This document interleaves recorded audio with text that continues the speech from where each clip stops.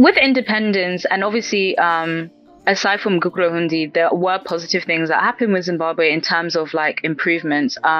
So I'm going to talk about improvements, and then I'm also going to talk about sort of like when Zimbabwe also declined in terms of like its economy and stuff like that. So examples of improvements were that there was 500 more healthcare centers built since the 1980s. The life expectancy increased from 55 years to 59. Primary school enrollment increased by 238% because the primary schools were made free. High school enrollment improved by 32% in 2 years. But with all these kind of social improvements came a big increase in the debt ratio, because I was reading a really interesting book about Zimbabwe's history actually, and the author talks about how one thing that Mugabe really wanted is to show the like European powers or the Westerners that no, you know what, we can be just as good as you white people. We can build an excellent country just like you, and I want to show you that I'm going to improve the lives of my people and stuff like that. So I think like it's a really difficult one, because it's like he wanted to make sure like the black people in his country were also living the same quality of life as the white people. But then at the same time, these social policies cost a lot of money.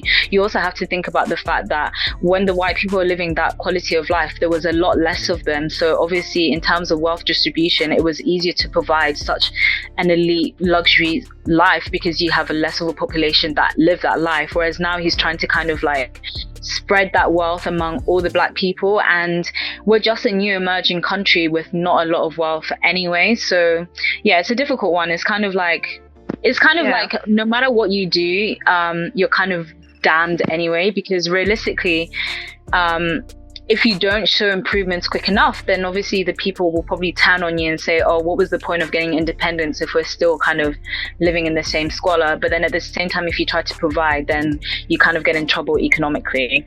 Okay. So, but yeah, go on. So like this was like a lot of debt-fueled spending, right?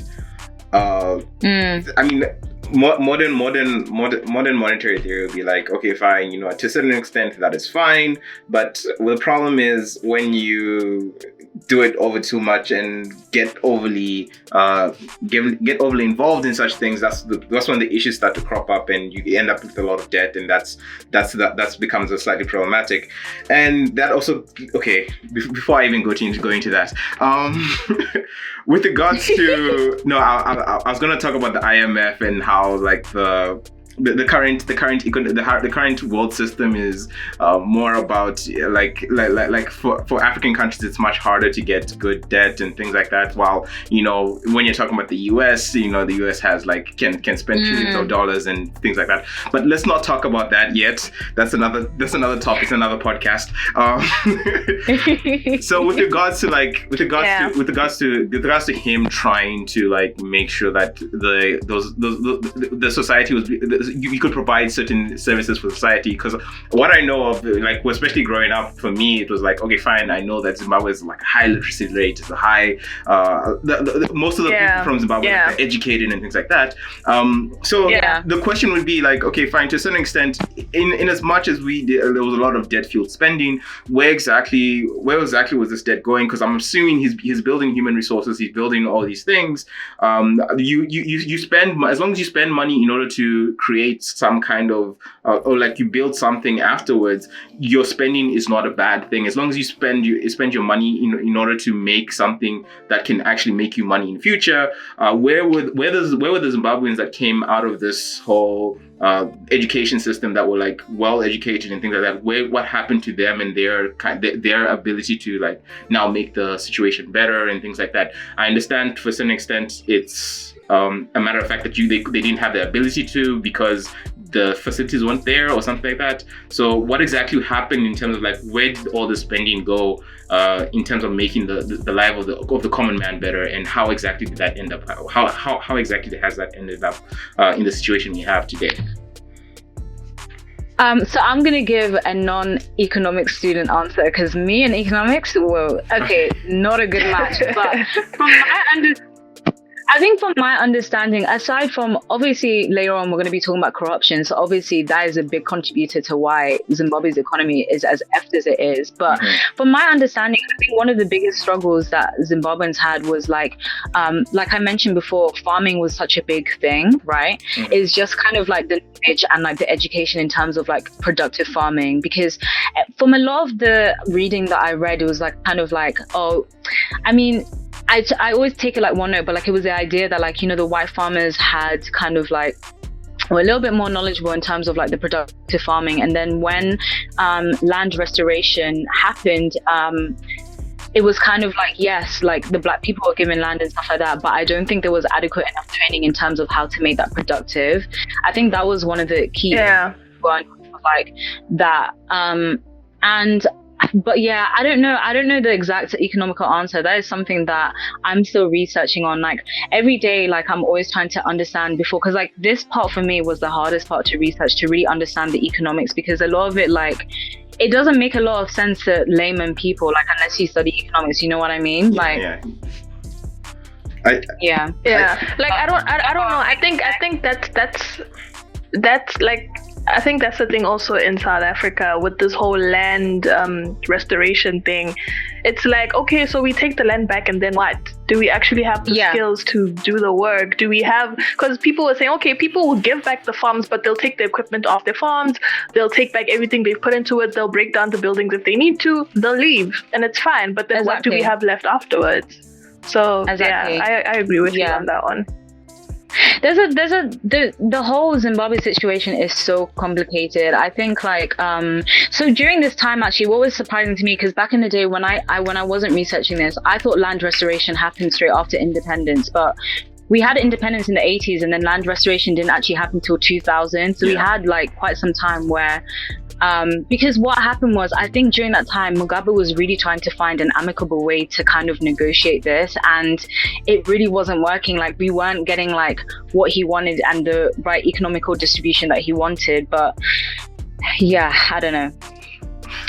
But yeah, like we come to like the late 90s and that's when we start kind of seeing a bit more decline in terms of like the support for the leading parties, ZANU-PF and stuff like that. So you have a lot of students and unionists forming demos against ZANU, because you have to also understand, like with ZANU, right, and the whole kind of like liberation movement, a lot of the wars were fought in the rural area. So a lot of their stronghold was very much like rural set, whereas in the city, like you have a lot of like upcoming students, younger people that were too young to fight in the war and kind of have the same like old school ideologies, and now they're kind of challenging like ZANU-PF's government and stuff like that.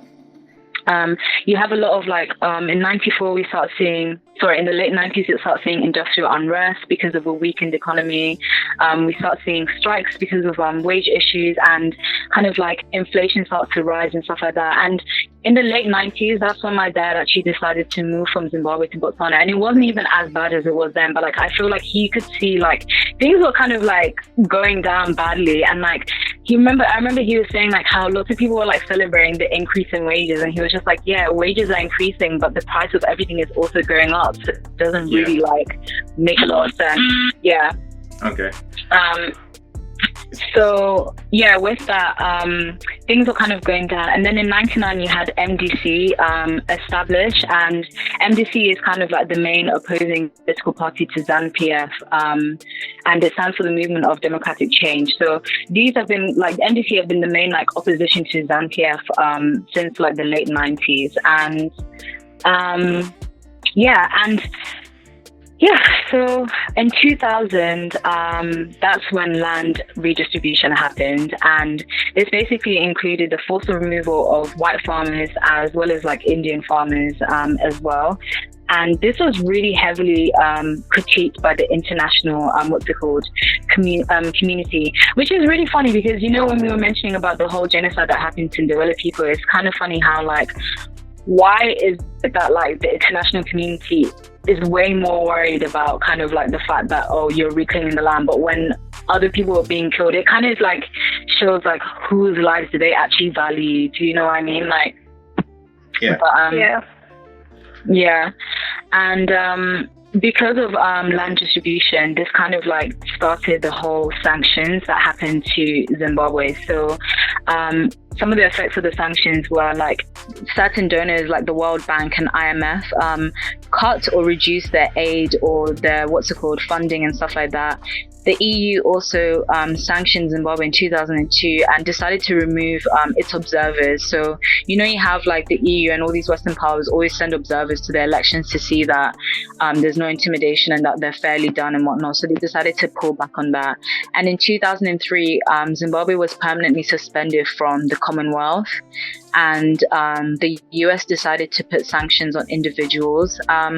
This whole sanctions issue is always heavily debated, but like a lot of it is more that there's sanctions on like certain individuals, so like Mugabe's children and stuff like that, and certain companies as well. But it's really interesting, and obviously that does contribute to like why Zimbabwe's economy went so downhill, because it was being sanctioned. But yeah, have you guys got anything you want to add or ask? Or I think for me it's just like it's kind of like I feel bad because I feel like Zimbabwe was left out in the open. Essentially, that's what I think. I feel like for as much as they did do a bit of the damage themselves, like the leadership, like you said, they couldn't create like unity within the country and all of that. But also I feel like they for a long time they've expected other countries to have their back. They've expected, SADC, the AU, they've expected them to stand up for them. And I think to an extent with the sanctions and everything, I mean, how exactly did we expect Zimbabwe to continue to thrive with situations like that? Okay. I mean, it's true.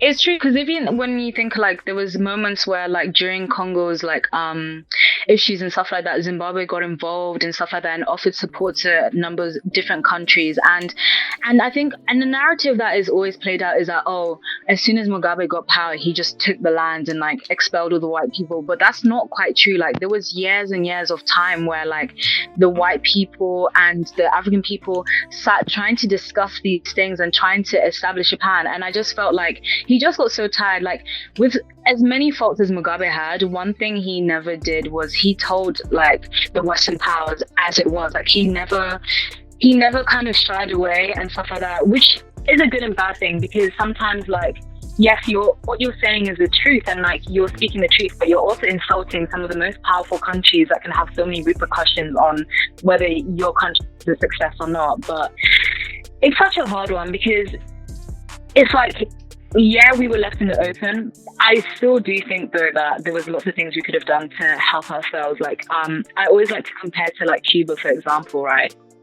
Cuba was heavily sanctioned, and not to say that Cuba is a super successful country by any means, but it's nowhere near as bad as how Zimbabwe has gotten in terms of like its health crises.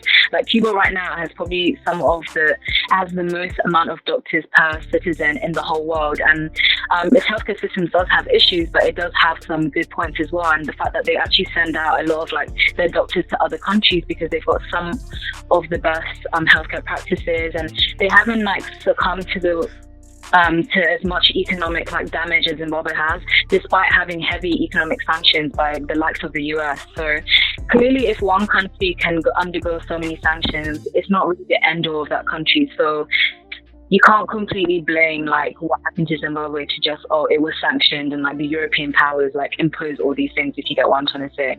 Yeah, no, fair enough. I think there were definitely economic policies that were put in place by the ruling party that were very bad for Zimbabwe as a whole. Everything from the way everything from the way they talked about the debt field spending, all those things, the things that we've kind of covered. Those are major. Those are very major issues in terms of like you can't run a country based on you can't run a country based on debt, because at the end of the day you need to make sure that your books balance. At the same way, I cannot continue living on a credit card. There'll be a point in time where I will die. the credit card, they'll cut off the credit, and I'll not be able to eat. These are all issues that like 100% Zimbabwe was at fault for, and you can clearly see that.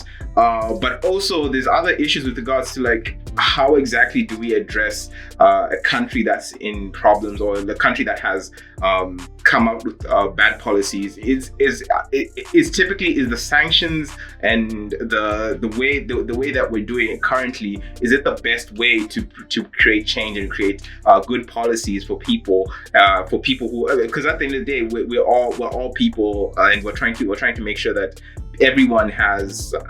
I mean, the thing is, at the end of the day, some people are regarded as more people than other people, and it's a problem that's inherent in the international community, and it's something that we can always clearly see. But even at the end of the day, we should be is punishing punishing a sick person the best way to make them better? That is such a great analogy. Yeah. Do that, and it makes sense. You don't exactly spend your money in order to make other people better.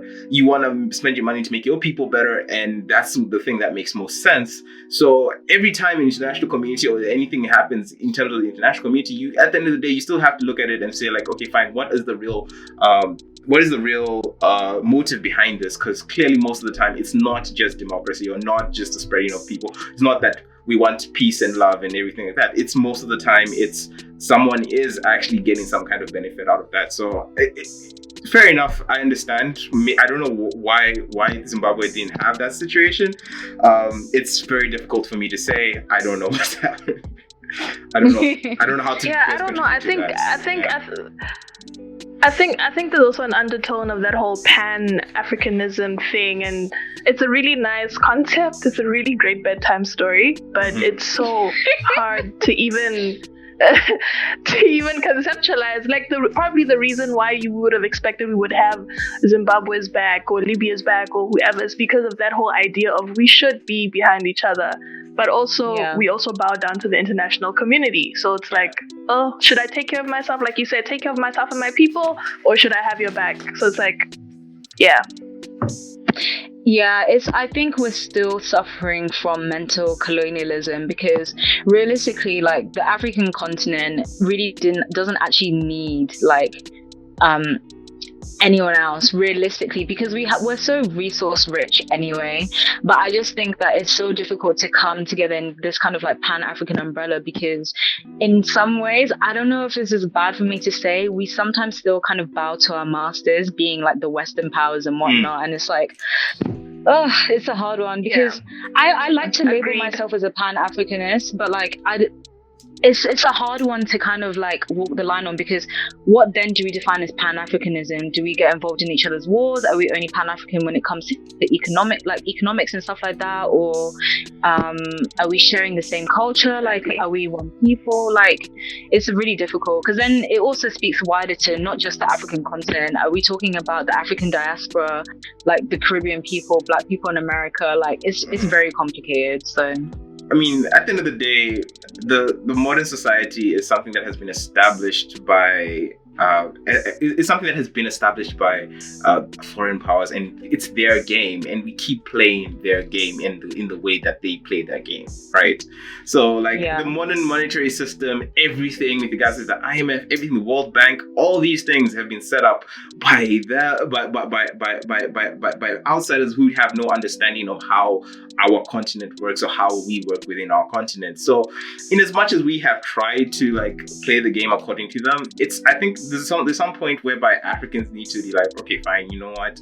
I need to, we of course, you know, globalism is great and all that. And I personally, I have lived throughout Africa most of the time. Like, okay, fine, I spent most of the time in Botswana, and then I traveled from Zambia to South Africa. I've done a little traveling within Southern Africa, and I never really identified with that, even identified as solely a Zambian or solely a part of being Botswana or something like that. I tend to want to be somewhat labeled as a global citizen, but in as much as the global world and the global society is mostly controlled by these foreign powers, and you're like, okay, fine, to a certain extent, Africa also has to. We also have to come out of that and try to build from within ourselves. And Pan-Africanism is great in that I would love to be able to call African diaspora all brothers and everything like that, but it's also very difficult because we all still are warring within ourselves, and we all don't know how to beat the system, and it's very difficult because we still all live within the system, and as much as most of the time it's very hard for an African country to get AAA rating in terms of being in the accredited agency and be able to get those loans and be able to build a society whereby we're now leaning on talking to China to come in and build in things, and because they're willing to give us loans and they're willing to talk to us. So therefore it's kind of difficult for me to be standing here and be like, okay, fine, I don't understand why Africa is the way it is, because I do understand why Africa is the way it is, and I also don't know where the way out. So I don't know, we'll see how Africans can actually build out of this. So I don't know. Either way, that's a whole other discussion. When you mentioned China, I was like, that's a whole three-part episode on that one, honestly. Yeah. Oh, right. Should we move on, to part 5? We went on such tangents, didn't we? Yeah, it's difficult. Where were we? The last thing I think I talked about was land redistribution. So part 5, we're going to talk more on the current affairs, or from 2000 onwards, basically. So one thing I wanted to also mention is that MDC has probably been the closest to ever toppling over ZANU-PF, but then within the MDC there's also been party politics as well. So the current the current leader is Nelson Chamisa, right? But then apparently there's also now an MDCT led by a different woman who didn't agree with with succession of Nelson Chamisa as kind of the leader. So that one is a tough one, because it's kind of you want MDC to have a strong hold and to be able to topple over ZANU-PF, but then if they're also warring within themselves, it's kind of how are they ever able to go against ZANU-PF? And then obviously, of course, there's the whole kind of election rigging and stuff like that. So even if people are supporting MDC, will ZANU-PF ever come out of power because of all the corrupt things that happen within Zimbabwe? So as I mentioned, there's been lots of accusations about election rigging.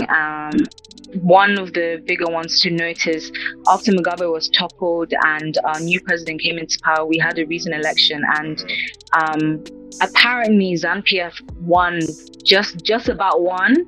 I don't know how they just about won and whether they did actually win it, but at the same time, even if there was an election rigging, despite all the struggles Zimbabwe has gone through, there are still a lot of heavy ZANU-PF supporters till this day that will defend that party blindly. Guys, if you go on Twitter and you Zimbabwean Twitter, you actually have an aneurysm trying to fight some of these people, because some of the nonsense that they say on Twitter, honestly, honestly, it's ridiculous. But in the 2000s, so what happened? So in 2002, we had issues with election rigging. In 2005, we had a really big issue where Mugabe and the party basically decided to get rid of a lot of urban structures on the basis that they were illegal structures or illegal businesses or involved in criminal activity. And the UN estimated about 700,000 people were left without jobs, without homes, and were left homeless. So, obviously across Southern Africa and in many African countries, people would build their own houses and stuff like that. And they tend to be just kind of things that you just build easily. So a lot of those places were just kind of removed, and people weren't really given alternative places to live and stuff like that. So again, that also caused more issues in terms of just generally the welfare of people in the country and stuff like that. In 2006, our inflation rate exceeded over 1,000%, which is just crazy. Do you guys remember, have you seen when people used to use Zim dollars and there was a $1 billion note? Yeah. And I was used to buy bread. Like I still have some of those as like souvenirs. Like there was a trillion note, like a trillion Zimbabwean dollar note, like which is just ridiculous. Like yeah, things were really tough during that time. In 2009, the IMF actually funded Zimbabwe 400. I think it was 400,000. I'm not quite sure, or million. I don't know what the figure was exactly, but yeah. And also during that year, Zimbabwe introduced the use of foreign currencies as not legal tender, but you're able to buy things in shops with foreign currencies. I remember I went into one shop last year when I was in Zimbabwe, and you could buy things in Pula, you could buy things in rands, and you can buy things in bond notes as well, which is just crazy, that the fact that you can use 3 different currencies to buy things. Yeah, and then in the 2010s, there was a constitution change, and that basically limited the presidential terms to 5-year terms. And this was the time that Mugabe was elected for his 7th term as president, which I just laugh at because it's just like talk about term limits. yeah. They're talking about term limits, but so by that is like there was no limit to the amount of terms you could be president, but each term was 5 years, and it was just like, what was the point of you even changing the constitution then? Honestly, when I just saw that, I was just like, you're just lying to yourself that you're a democracy at this point. But hey ho. Funny enough, though, what's funny is that even though Mugabe has been in power for many years, I was reading in this book actually, and it was talking about how obviously everyone called Mugabe a dictator because he was president for however many years, right? And the guy in this book introduced an interesting perspective. Is like, we call Mugabe a dictator, but he still held elections. He still lost on various like rulings. For example, there was one time I think he tried to make Zimbabwe a one-party state, but because of he didn't get enough votes, and he was kind of saying like, it's easy to label Mugabe a dictator, but realistically he might not be as much of a dictator as the Europeans like to paint him. And we're talking about how Mugabe was elected for his 7th term. I actually looked it up, and in the UK, I think this is correct. Like, there isn't a limit to how many terms a prime minister can be prime minister. It's just that each term is 5 years. So it's kind of funny, like, how the kind of double standards we look at African nations, and like how we easily label them these things when sometimes similar European nations are also doing somewhat similar, obviously not to the same extent, but like they're never painted with the same brush, which I just thought that was quite interesting to think about as well. But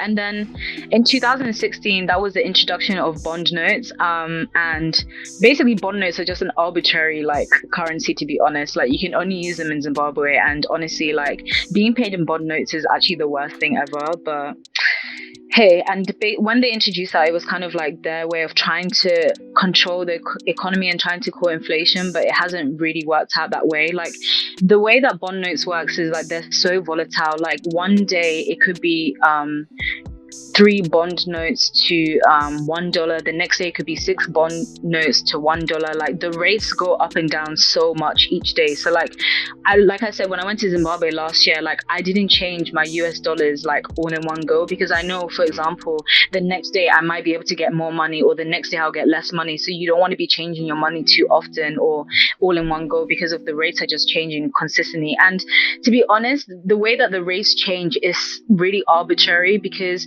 in the bank will try to tell you that 1 bond note is equivalent to $1, and it's absolutely just a lie. But when you go get your money changed by the money men in these random cars, they're telling you can get like 30 bond notes for $1 or something like that. So it's just really funny, like how how sometimes, like, the government officials always try to put on a stand like, oh, there's nothing wrong with Zimbabwe, everything is going fine, and like they're just lying out of their teeth and expecting people to kind of like, just go along with it. But and I think that's sorry, go on, Masuzio.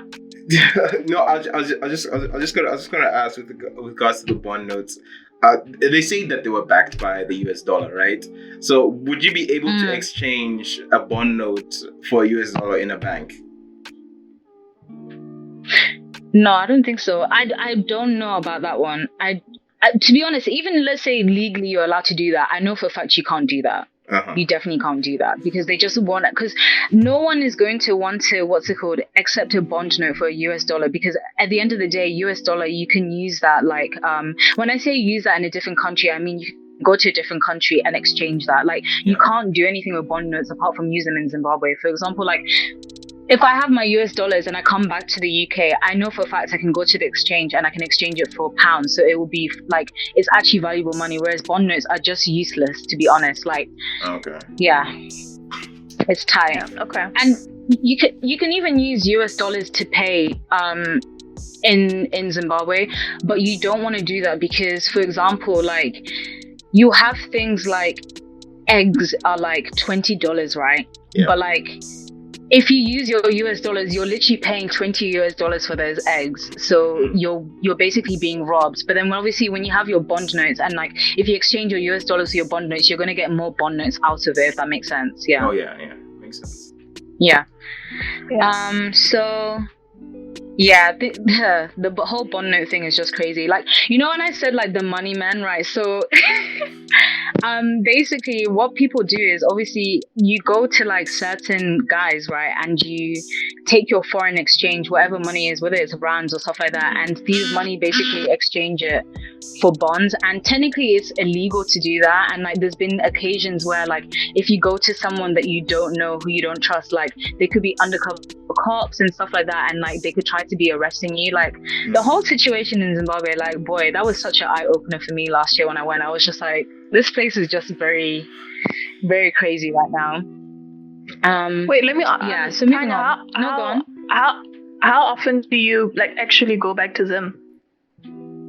I honestly don't go that much. Like last year was the first time I went in so long because it's just really expensive for me to go. But now that like I'm in uni and I have a bit more of my independence, like my plan is to go like every year. But then obviously Corona has ruined that a little bit. But because I have some invested interest in there, just like it is my home country after all. And I just, of course. Yeah, so I'm hopefully going to be going back there every single year to set up a number of different projects if I can. Hopefully the situation will improve from what it is, but yeah. So in 2017 we then had the military coup and the resignation of Mugabe, and I remember this was such a like interesting time and like another significant time in Zimbabwean history, because on one side so many of us were celebrating, and I remember my dad when this happened, he was being so negative about the situation, and I couldn't really understand why. He was just being so like, oh, nothing's going to change, everything is going to be the same, and I was just there kind of like, oh, don't be so anti, like Mugabe is gone, things are going to get better. But lo and behold, the guy was right. So we had the military coup, and then in 2018 we had a current president who won the election, I say in quotation marks, and at the time he was making a lot of different promises about how Zimbabwe is open for investment and how he was going to improve the economy. He even made had an Australian mining company come in, and he announced that, I think they were called Invictus, right? Mm-hmm. And he announced that they were going to start investigating potential oil and gas mining and that kind of stuff. But again, that never transpired. And there was lots of like news about him going to like some of these East European countries, I believe it was Belarus and stuff like that, on his private jet to have, you know, trading talks and all this kind of stuff. But yeah, and again, nothing really transpired out of that. And one thing that was really interesting to learn is when I went back to Zimbabwe and I was talking to my auntie about the new leadership and like how people saw Mugabe compared to our current president now. It's like, as much as everyone kind of like disliked Mugabe during the time he was in, the thing that really resonated with me was the fact that she was like, oh, things were actually better during the Mugabe years compared to now. Like Mnangagwa has really like destroyed the country, and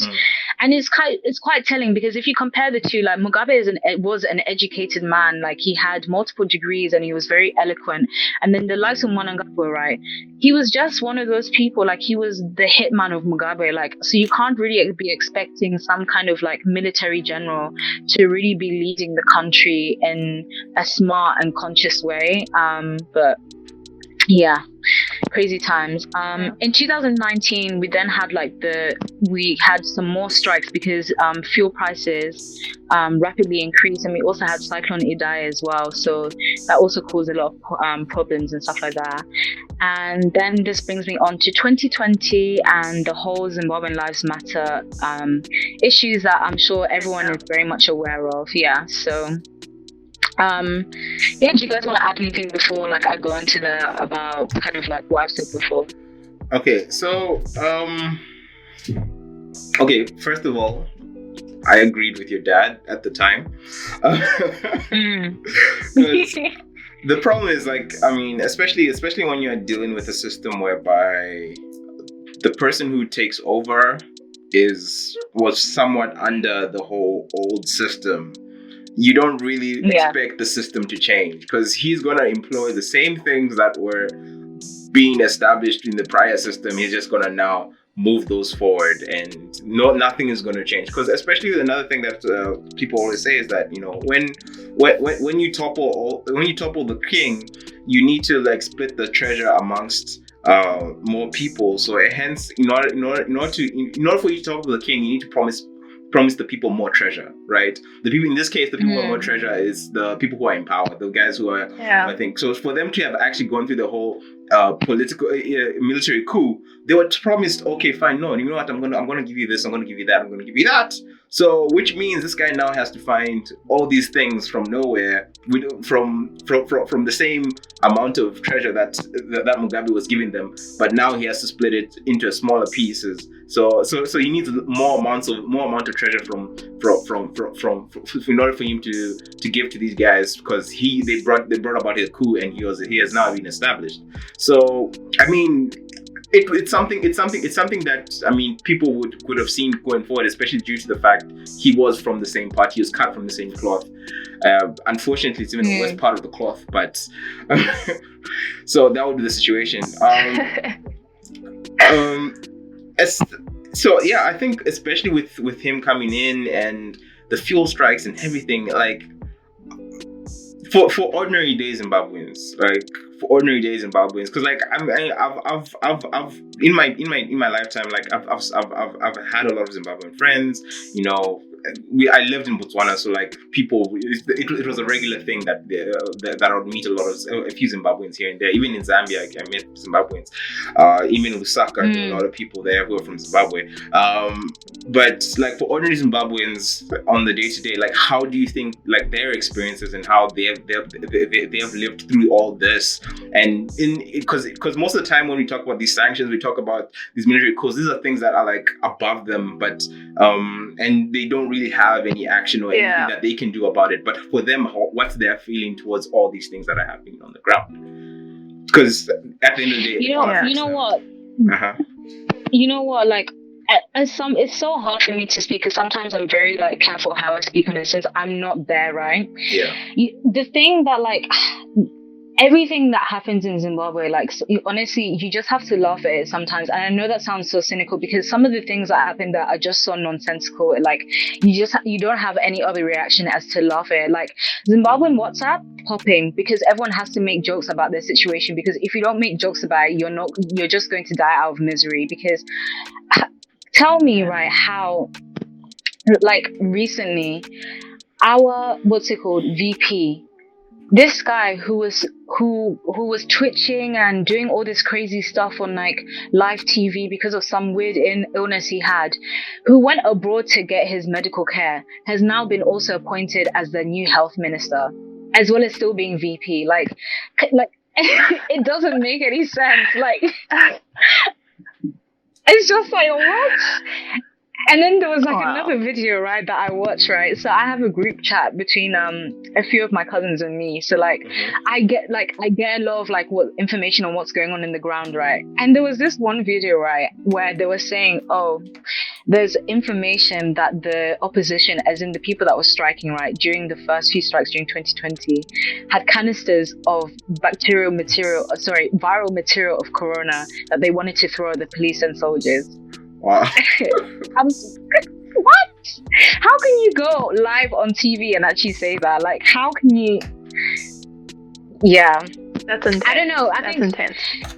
It's so hectic because the thing is, yeah. No, like I agree with you because I have a friend who's from Zim, and every time I ask him, like, something will happen in the media, I'm like, oh my goodness, did you see this? What do you think about this? What do you feel? And he's like, dude, that's a regular day in Zim. Like, calm down. Exactly. Chill. Exactly. You know, that's why I found this is. Yeah, sorry, go on. I was gonna say, like, it was a weird thing for me when I went back last year, because this was basically my first time going back for a long time, right? It's just the way that people are just doing jokes 24/7, and I'm just thinking, like, you guys are making jokes out of situations that are really, really crazy right now, like really, really bad situations. But because these things happen all the time now, it's kind of like, it's crazy. Like, the things I'm telling you like now, it sounds super ridiculous, but this is a day and day thing that happens in Zimbabwe when you have leaders these leaders are not educated. They're literally just like the hitmen of Mugabe, because at least when Mugabe spoke, like, you knew this was an intelligent man speaking, right? And some of the things he was saying made a lot of sense, right? Regardless of because I don't know if you know, like, Mugabe was well known for being such a great speech person, and like a person that conducted a lot of great speeches and stuff like that. So in some ways he was able to kind of like, you know, calm down the country when they were kind of like uproaring about issues within the country. But bruh, the new Mnangagwa, oh my god, I don't know. Yeah, just I don't want to say too much because I don't want to get myself in trouble. I don't want to get my family in trouble, but honestly, my days. Yeah, makes sense. Days.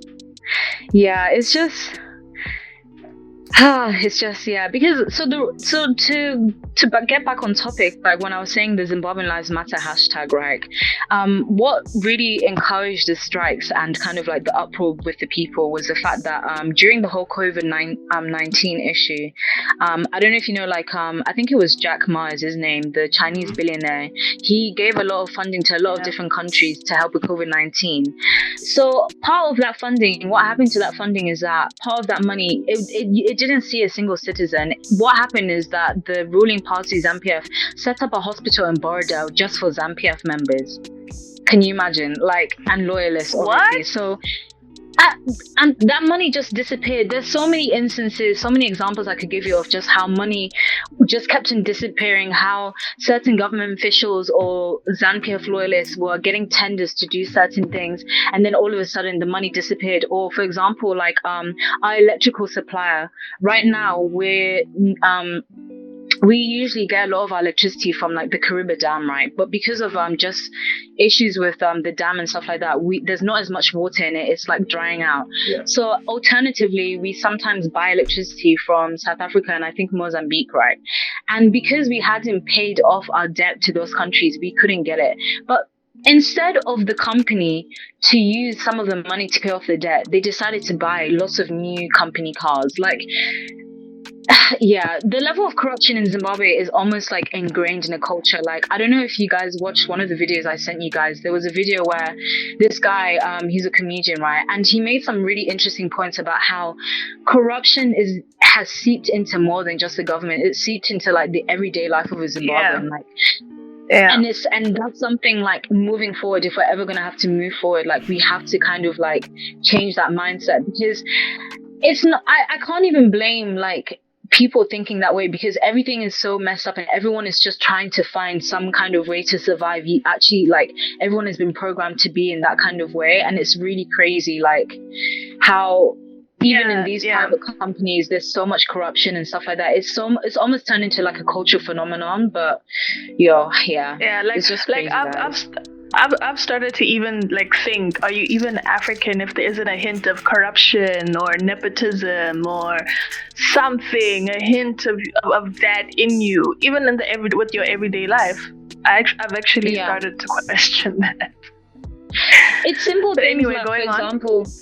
No, it's simple things like, for example, right? Okay, your friend owns this combi over here, right, or this bus over here, right, and you get to skip the queue because he's your friend. That in itself is corruption, but many people don't see it as corruption because they don't see it as like, you're the government taking all the money. But like, I don't know. It's really crazy to me because yes, like everyone always talks about sanctions, but do you know what? The problems in Zimbabwe aren't sanctions. The problem is generally just corruption, because some of the money like that we have, right, is the people that are meant to do tenders with it and do all these things. Like they honestly just take it and then they don't implement whatever the tender was, and it's like, we can't function. And then on top of that, you then have like, as you mentioned before, like China is coming into Africa, is coming into Caribbean, and it's taking advantage of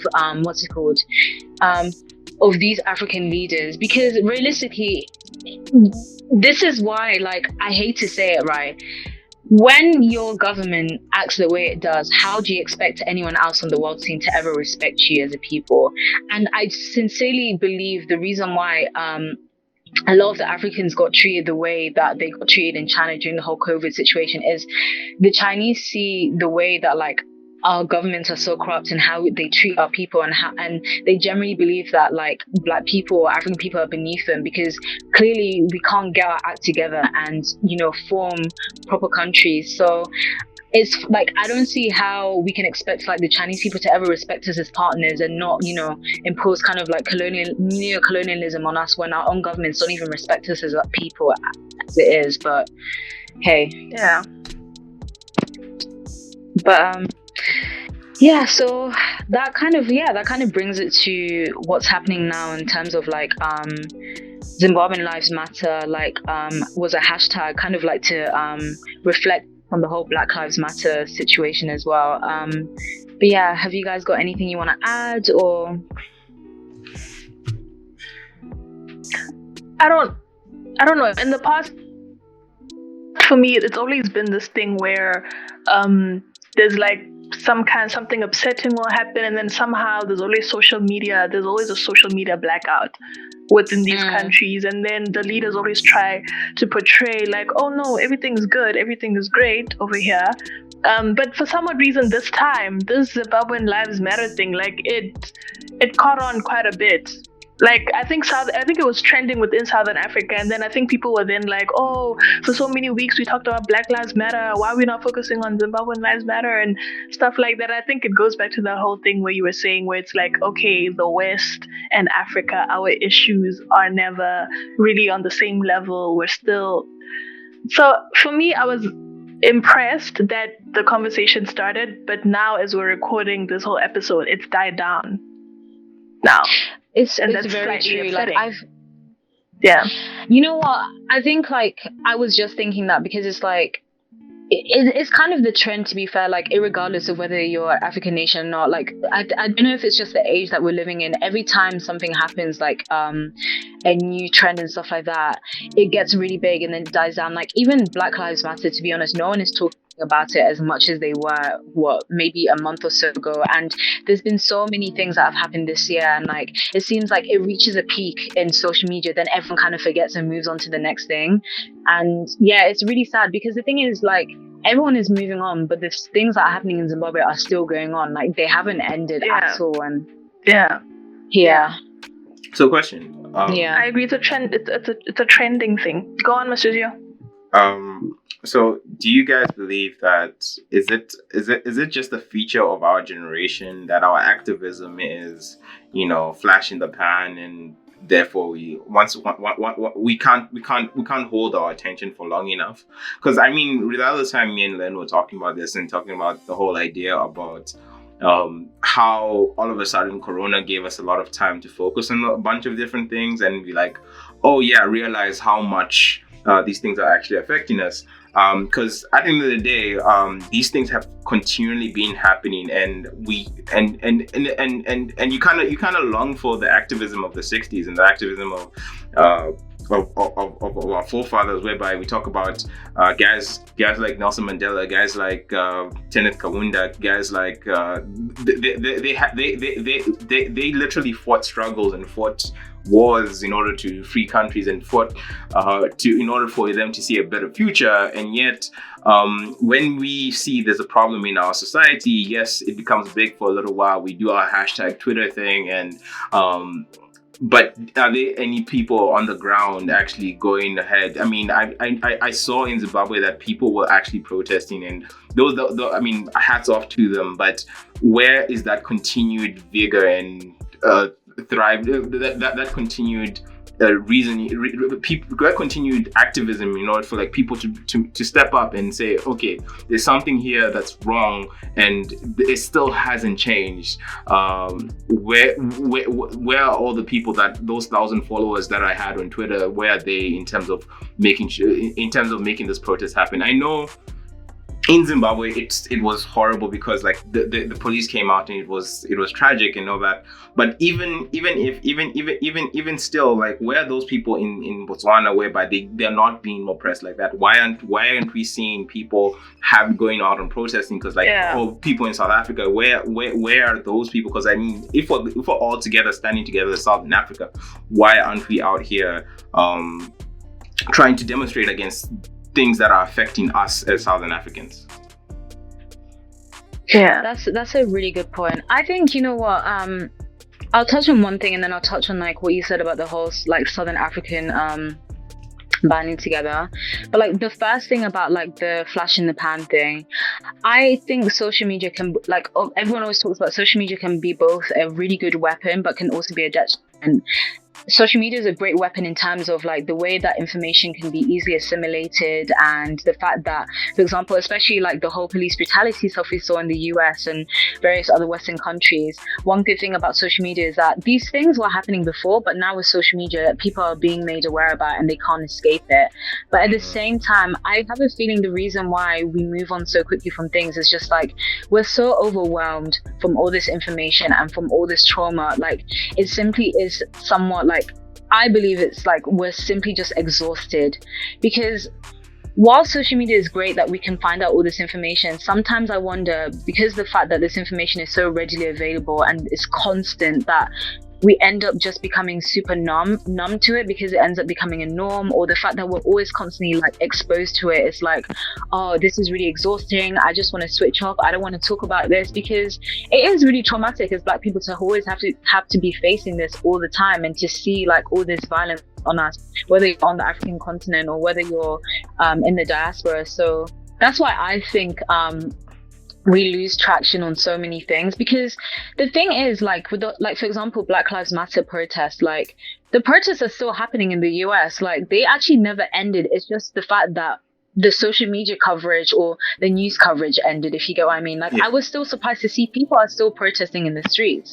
But yeah. And in terms of the Southern African one, I don't know, like I wish like the youth of Africa today could all just band together and be like, no, enough is enough. Like, we're tired of all of this. Like, we need to all stand together. But it's such a complicated one. Like, even in South Africa itself, like, you also have like xenophobia. Like, I remember I was on Twitter the other day, like, not to paint this brush on all South African people, generally the people that I know that are South African, like, are much more evolved past the whole like stupid xenophobia thoughts and stuff like that. But I was on Twitter the other day, and like I literally saw some like crazy tweets from some South Africans saying like, oh, there's nothing wrong going on in Zimbabwe, they're just using it as an excuse for them to move to South Africa and like take our jobs. And I was just like, what? Like, how can you be that dim? Like, I was like, so people just created this thing as a way to, like, come on now, let's not be stupid. Like,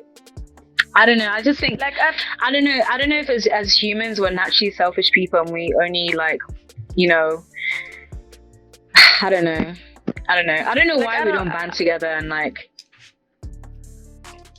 for me, when I started doing like research for this particular episode, I started following a lot more pages that were more based on Zim and what was going on there. And I was listening to videos and listening to what people were saying was happening on the ground.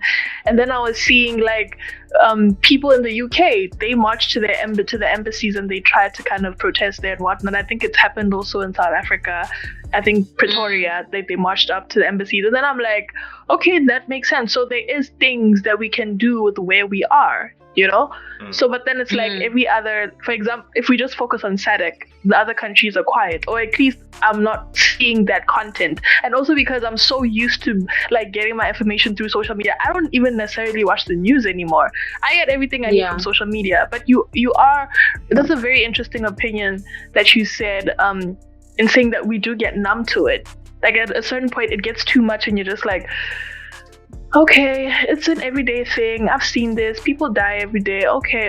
And you're kind of, it's that scrolling mentality of, you know what, it is what it is. And just because it is what it is doesn't make it right. And we just need to understand where we fit in and what we can do and what your 2 cents is for it. Do you know what? Even aside from like the scrolling thing, it's honestly mentally exhausting. Like people don't understand. Like there's a lot of like research on like Black people tend to have really bad mental health because they've been exposed to so much trauma. Like, and take me for example, right? I fit so many identities. Like I'm a Zimbabwean, so I'm affected by Zimbabwe's Lives Matter. I'm also a Black person in the UK, so I'm also affected by Black Lives Matter in the UK. Like, and you know, like it's really like tiring and it's really draining to see like you know, because they always show the videos of people being killed and all this traumatic stuff happening. And even if it's not someone that you're related to, like I'm sure you guys were affected by the whole Black Lives Matter thing that was happening in the US, irregardless of whether you're from the US or not, or whether you have family from there, like because it's someone that looks like you, and you know for a fact that you could go to that country, just be walking down the street and the same thing can happen to you. And it's like, it's traumatic to always have to be feeding yourself with all that information. And honestly, like it's kind of like, you know, like, oh, as like, it's like being a soldier and having to relive all the like traumatic experiences you've lived. Like we're constantly having to relive it. So I can understand why like sometimes the momentum dies down, because sometimes you have to protect your peace of mind and protect your energy. But yeah, it's really difficult. And you get painted as selfish for protecting that peace, but it's like, no, I need to re-up, you know? Yeah, that's 100%.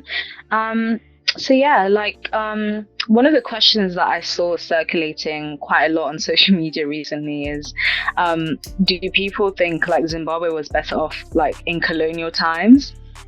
I don't know what you guys' thoughts on that. Like, obviously, I personally feel like economically, yes, we were better off, but like as a native Zimbabwean, like clearly it wasn't necessarily better off because we didn't have rights or opportunities. But I don't know, it's a difficult question. What do you guys think? Or countries in general, African countries. Masuzio, go ahead. I'm throwing this one to you. I'm staying out of it.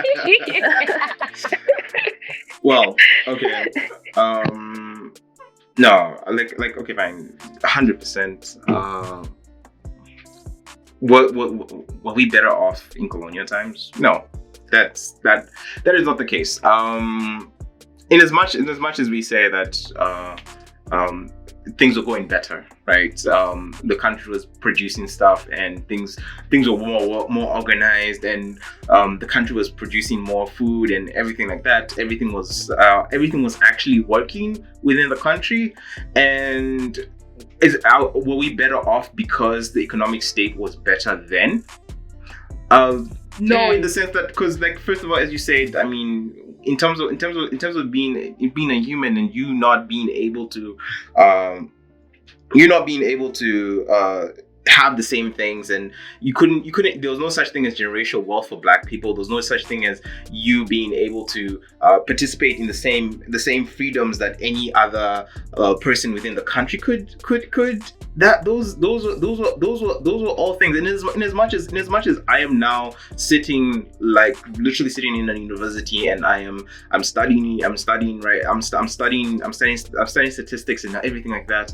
But back in the day, I would have never been afforded afforded that opportunity for me to develop myself to this level, and even have this opportunity to even have a platform of this kind where I can actually share my views and share my ideas, whereby it would not even been a possibility for me to have this current situation if we had never gone through the independence struggle and never ended colonialism at that time. Because at the end of the day, what was seen as was resource areas. Like at the end of the day, they're just coming in, retaking what they need and leaving it. Like, they're not adding any value, they're not adding anything to the country. They only added the things that were required in order for them to reap the benefits of the country.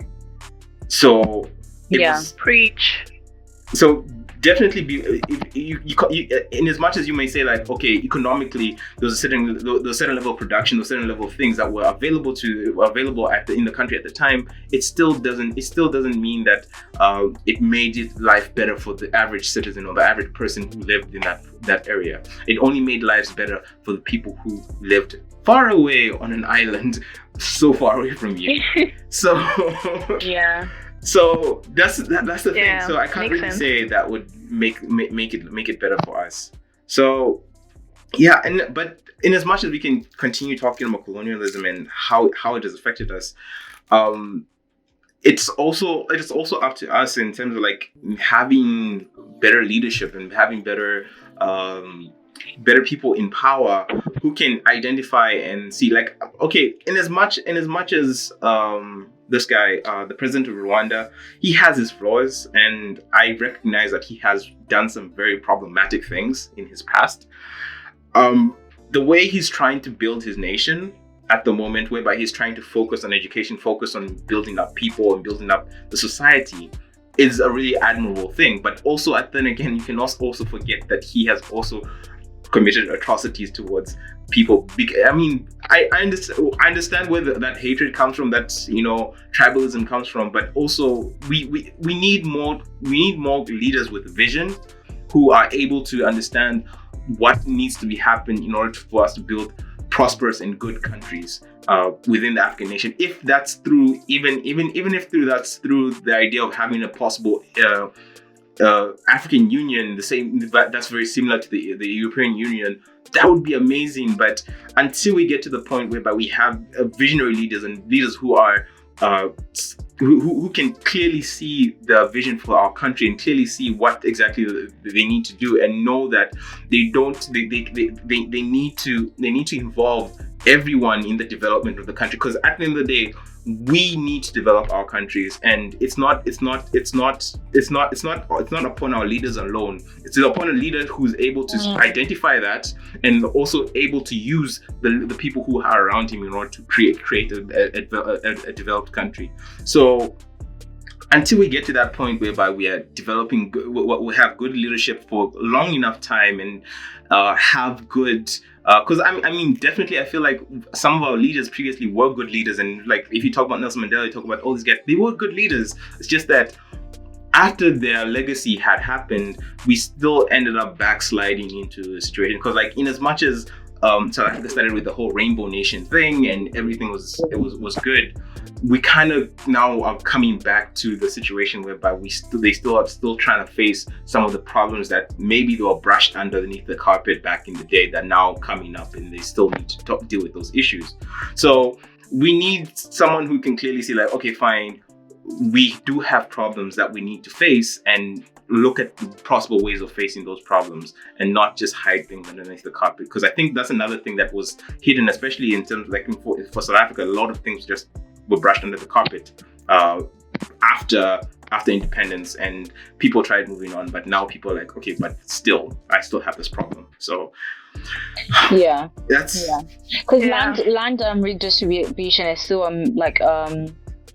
I'm guessing a major topic of contention in South Africa, especially with the likes of Julius Malema and stuff like that, and his rhetoric. So I can see like South Africa like bubbling up to kind of like a crucial moment as well. But no, I agree. I think like the example you chose of like Rwanda to me is so inspirational, considering how low it had gotten and like the tragedy that happened, and then now look at it just out of not out of nowhere because they've put in the groundwork, but like now people are starting to recognize how well it's doing and how well it's succeeding and stuff like that. So good on Rwanda. I hope that they can kind of like pave the way for other African nations to move in that direction too.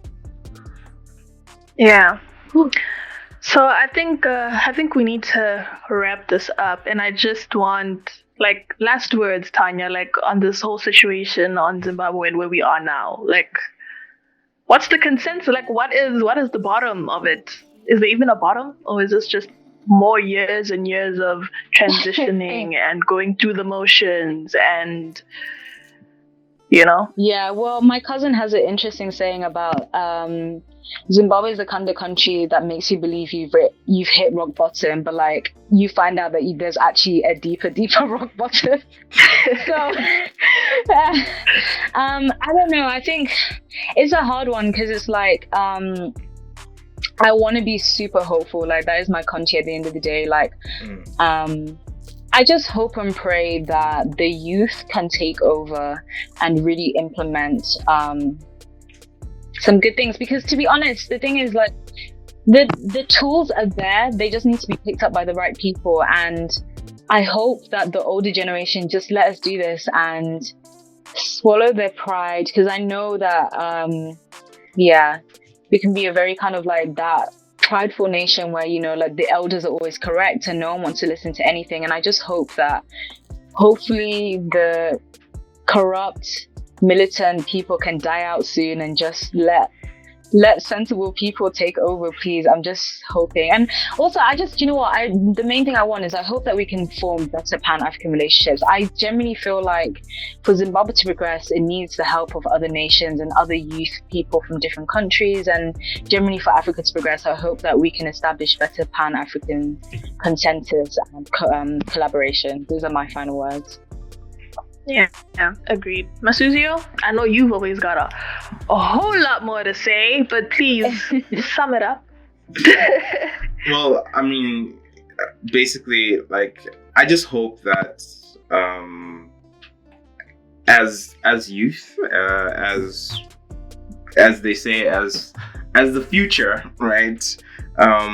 We can come to an understanding of what problems have occurred in the past. Like we have to have an understanding of the past in order to move forward, and knowing what happened in our different countries, in our different spaces, and how exactly we got to the place where we are, and where the roots of all these tensions occur, is super important in order for us to maybe possibly look for a solution. So it's something that we shouldn't ignore, and our history is very important in understanding who we are now and who we can be in the future. So so basically I would suggest to everyone out there who's trying to pave a way forward for their country, or in your little way, try and make sure that you understand what's happened before in order to try and make a better future for tomorrow.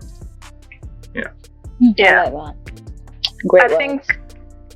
I think for me, this is when we created this entire podcast and the thought behind it, this is exactly what I imagined.